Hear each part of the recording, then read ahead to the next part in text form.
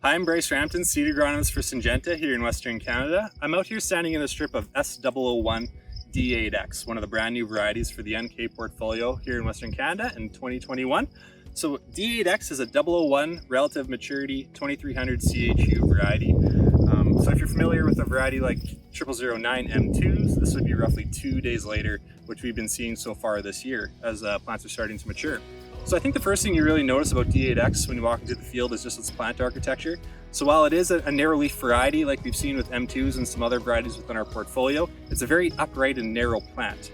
So even when we put it into wider row spacings like 20s or 30s, it seems to maintain that narrow plant architecture. So its best fit for overall canopy closure and yield potential is going to be into narrower row spacings. So that's 12 to 15 inch rows and less.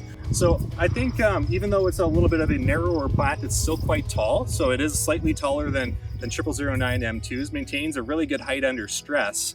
D8X's, being that narrower upright plant with that narrow leaf structure, has really shown good upon initiation on every node from the top to the bottom of the plant, and is really pushing a really strong yield potential here towards the end of the season.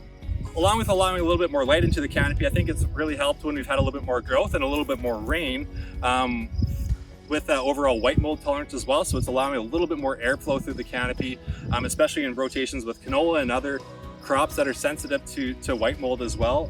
It's been showing really strong tolerance as well as really strong standability as well. Other things we've seen so far this year, earlier on in the season, obviously conditions were a little bit cooler, a little bit more saturated, and especially in some higher pH, higher calcium carbonate, higher salinity situations where there was some IDC. I thought that D8X was very similar to M2s, which has been a very successful rating for a lot of fields here in Western Canada over the past years.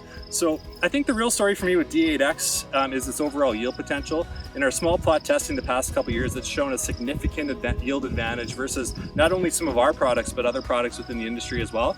And if it replicates that again this year in large scale field trials and some other trials we have here this coming fall, I think this is probably going to be the yield leader at this maturity, the 00 early and 000 maturities here for Western Canada. So I think to sum it all up, if you are looking for a Roundup Ready 2 Extend product, you don't necessarily need that 009-M2 type maturity. You're okay with it being a couple days later, and you really want to push that yield potential here in narrow row spacings. I really recommend trying 001-D8X here this coming year in 2021.